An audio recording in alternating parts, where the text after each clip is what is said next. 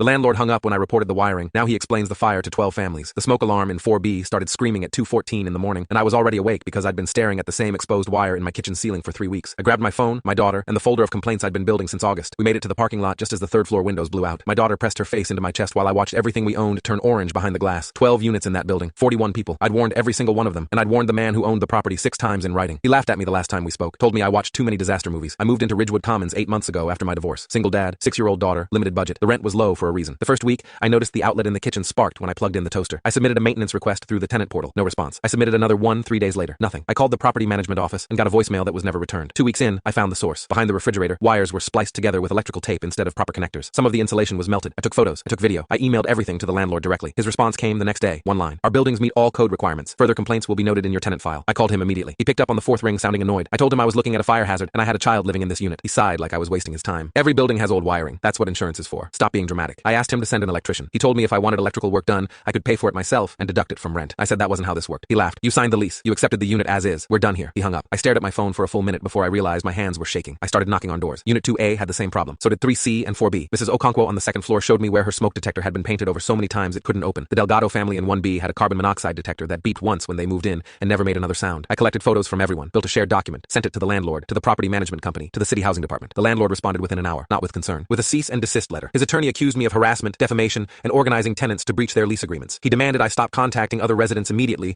or face legal action. 3 days later, my lease renewal was rejected. I had 60 days to vacate. That was his answer. I went to the housing inspector anyway, filed a formal complaint with timestamps, photos, and statements from 8 other tenants. The inspector said they'd send someone within 2 weeks. 2 weeks came and went. I called for an update. The complaint had been closed, marked as resolved after a phone conversation with the property owner. No physical inspection ever occurred. I asked how that was possible. The clerk put me on hold for 15 minutes, then told me she couldn't discuss individual cases. I asked to speak with a supervisor. She transferred me to a voicemail that was full. I saved everything. Every email, every screenshot, every call log. I burned copies onto 3 different flash drives and mailed one to my brother in Oregon just in case. The night of the fire, I wasn't surprised. I was just too late. The flames started in 4B where the wiring was worst. Mrs. Okonkwo barely made it out. She was still in her bathrobe, clutching her cat, watching her windows glow. The Delgado kids were crying in their mother's arms. Someone from the 3rd floor was on the ground getting oxygen from paramedics. 41 people stood in that parking lot at 3 a.m. while firefighters tried to save a building that should have been condemned 6 months ago. I walked up to the fire marshal and handed him the folder, the emails, the photos, the cease and desist letter, the closed complaint, the rejected lease renewal. He flipped through it for about 30 seconds before he looked up at me. You documented all of this? I told him. I documented everything since the first day. He handed the folder to an investigator and pulled out his phone. The landlord arrived around 4 a.m. Gray Mercedes, expensive coat. He walked toward the building like he owned the tragedy too. Then he saw the fire marshal, saw the investigator holding my folder, saw me standing 10 feet away with my daughter asleep against my shoulder. His face changed. The arrogance drained out and something desperate replaced it. He tried to speak. The marshal held up his hand. Sir, I need you to wait by your vehicle. We're going to have questions. The landlord looked at me. I looked right back. I didn't say anything. I didn't need to. Every photo, every email, every ignored warning. It was all in that folder, and it was already in their hands. He was charged with 12 counts of criminal negligence and 38 code violations. His property license was revoked statewide, and every tenant received settlement offers before the civil trial even started.